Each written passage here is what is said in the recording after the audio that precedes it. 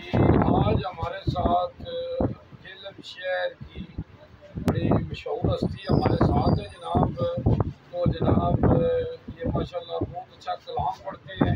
तो आज हम इनको जनाब कहते हैं तो हमें भी कुछ कलाम सुनाए जी। तो आए इनसे सुनते हैं जनाब जी। अस्सलाम वालेकुम सर।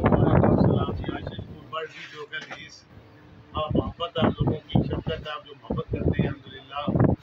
अदियतन तोहफतन लगियां ने मौजा हुण लाई रखी सोहणिया, लगियां ने मौजा हुण लाई रखी सोहणिया।